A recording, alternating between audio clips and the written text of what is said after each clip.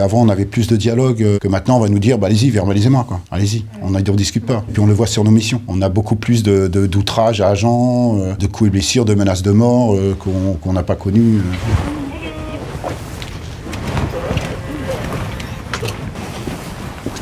Moi, je suis rentré en police municipale en 88. J'étais armé au début avec une petite gomme, ce qu'on appelait les petites matraques souples. Voilà, on avait beaucoup de contact avec la population, mais on sentait, je vous prends les exemples des rixes sur la voie publique, on était aux mains. Maintenant, aujourd'hui, les rixes, on est armé. C'est un couteau, une barre de ferraille, une arme létale. Donc on sent quand même qu'il y a une évolution qui a changé, il y a quelque chose qui a changé. Le comportement a changé. Depuis le Covid, on ressent quand même plus d'agressivité sur un contrôle, quand on contrôle un véhicule sur un stop qu'on n'avait pas avant. Avant, on avait plus de dialogue que maintenant, on va nous dire bah, allez-y, verbalisez-moi, quoi. Allez-y, on ne discute pas. Donc, voilà. Et puis on le voit sur nos missions.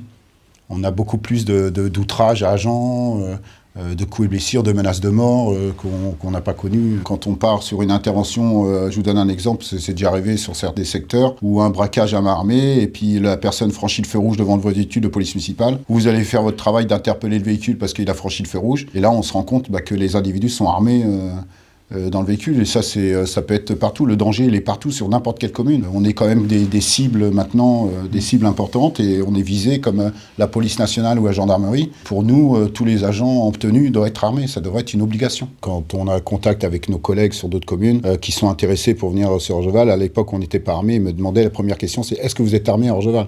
Si on disait non, et ben on allait voir ailleurs.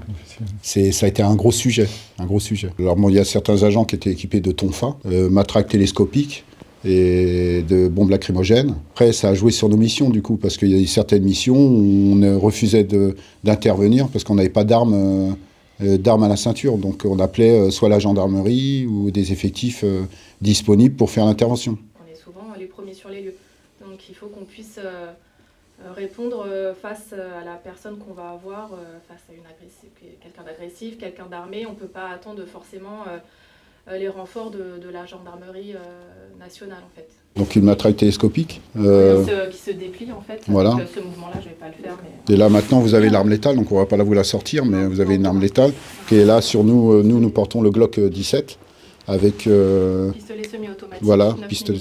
Du coup, on a une formation de combien de jours?